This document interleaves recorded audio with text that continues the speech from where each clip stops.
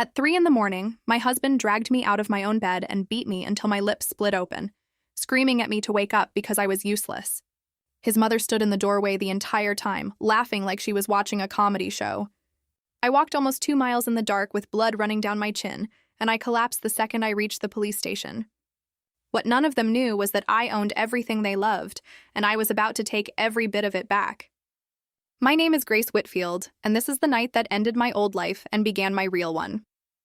Before we start, if stories about real justice and real payback speak to you, hit that subscribe button on the Revenge Tales and turn on notifications, because you will not want to miss where this one goes.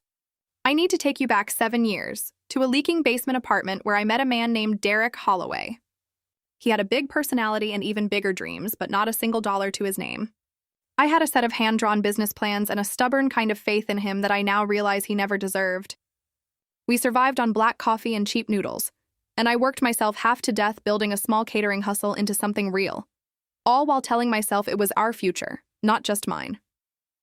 By the time I turned 33 weeks pregnant that fall, Derek was already the face of a growing real estate firm, driving a car worth more than the apartment we once shared. And I was still the woman standing quietly behind him, exhausted, unseen, and constantly making excuses for his coldness. That night started like so many others had before it, with the front door slamming open at 3 in the morning and the sour smell of whiskey filling the bedroom before I even opened my eyes. I knew that sound in my bones, the heavy stumbling footsteps, the low, mean mutter under his breath, and I braced myself before I was even fully awake. Before I could sit up or say a single word, Derek grabbed my wrist so hard I heard my own shoulder pop, and he yanked me straight off the mattress and onto the hardwood floor. Pain shot up my spine, but it was the look in his eyes that truly terrified me, wide, bloodshot, and completely empty of anything human.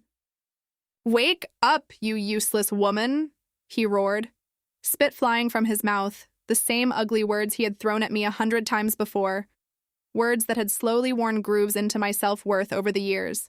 I tried to crawl backward, tears already streaming down my face. Not just from the pain, but from the crushing realization that this had become normal, that I had convinced myself this was simply the price of being loved by him. He kicked my leg out from under me before I could stand, sending me sprawling again, and that was when I saw her standing in the doorway, arms crossed, watching with something close to entertainment. His mother, Linda Holloway, was supposed to be the closest thing I had to a second mother, but instead she stood there sneering, her lips curling into a low, satisfied laugh that cut through me worse than any physical blow ever could. "That is exactly what you deserve, Grace," she hissed. "It is about time my son taught you some respect." Fueled by her approval, Derek swung his open hand across my face with brutal force, snapping my head sideways and filling my mouth instantly with the metallic taste of blood. My lips split open against my teeth, and dark red drops hit the pale carpet beneath me, staining it in a way that felt horribly permanent. Everything blurred for a moment, my vision swimming, but somewhere underneath the pain a survival instinct clicked on that I did not know I still had left in me.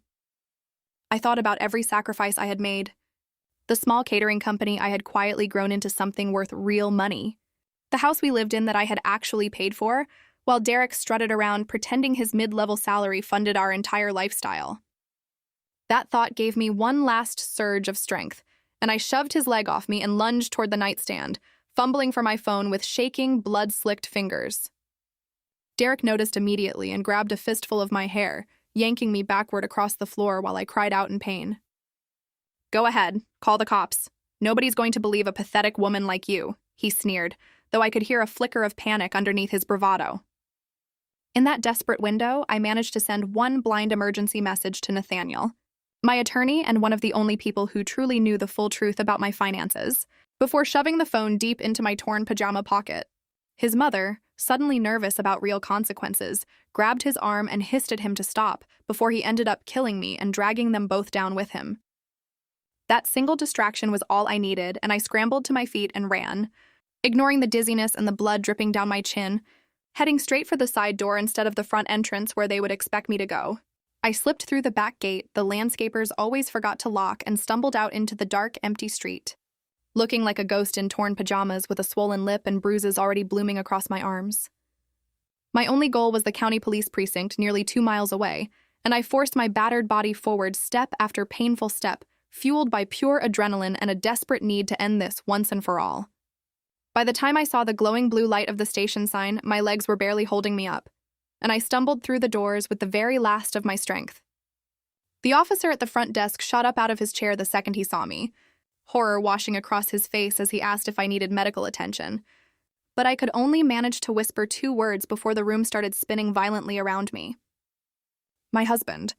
Then everything went black, and I collapsed right there on the cold lobby floor, unconscious before anyone could catch me. I woke up in a hospital recovery room with gauze taped to my temple and a butterfly bandage holding my split lip together, my body aching in ways I had never felt before. Sitting quietly beside my bed was Nathaniel Cross, my attorney, the man who had received my frantic message in the middle of the night and immediately taken control of the situation, securing my medical care and preserving every scrap of evidence before Derek even knew I was awake. "Rest easy, Grace," he told me gently. "Everything has already been documented, and the evidence is completely secure." That peace lasted only minutes before the door burst open, and Derek and Linda walked in, wearing painfully fake expressions of concern, clearly there to control the damage, rather than to apologize. "Honey, what happened?" Derek said, reaching for my hand like a devoted husband, while Linda hovered behind him, already scanning the room for an angle to exploit. "You need to drop that police report right now. This is a private family matter," she snapped, completely unbothered by the bruises still forming on my face. I stared at them both with a coldness I did not know I had inside me, and before I could even respond, Nathaniel stepped between us and firmly ordered them to step back, informing them that any further contact would violate the legal protection already in place. Linda turned red with fury and demanded to know who Nathaniel thought he was to interfere in family business. "I am the attorney holding full power of authority over assets you are currently living off without even realizing it," Nathaniel said calmly. "And I am the man who will make sure your son faces every consequence he has earned." Right as tempers flared, my closest friend and business partner, Marcus Bellamy, walked through the door carrying a bag of clean clothes, radiating a protective fury that made Derek visibly shrink. "Touch her again, and it will not just be your freedom disappearing.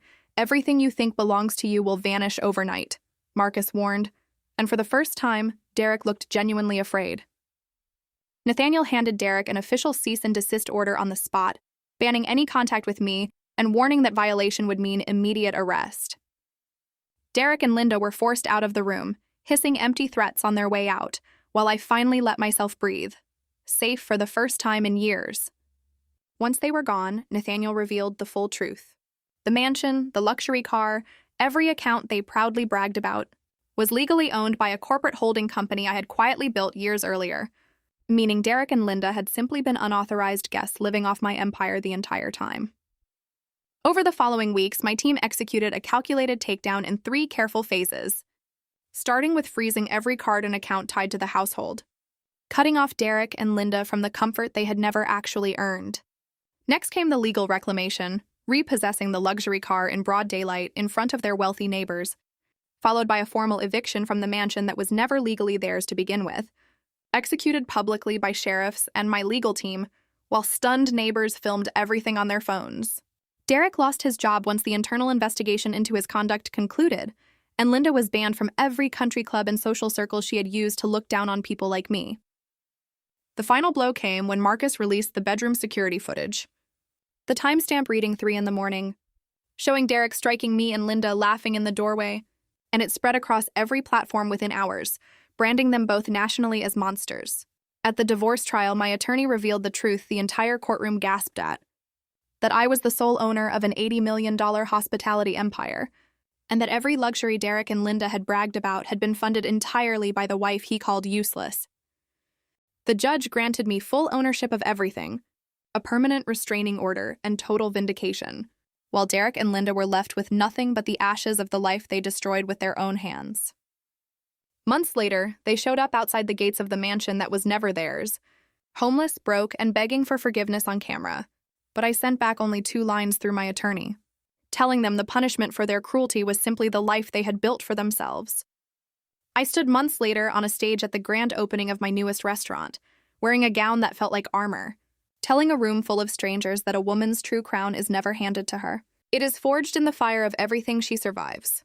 Derek and Linda watched that same broadcast from a cramped, roach-filled apartment on the other side of the city, finally understanding that the woman they beat and mocked at 3 in the morning was the very foundation their entire fake life had been standing on. I did not send them to prison, but I locked them inside something far worse, a life built entirely from the wreckage of their own cruelty, with nowhere left to hide from what they had done to me. If this story hit you the way it hit me to relive it, make sure you are subscribed to the Revenge Tales, because the next story we share might be even more unbelievable than this one. Thank you for staying with me until the very end.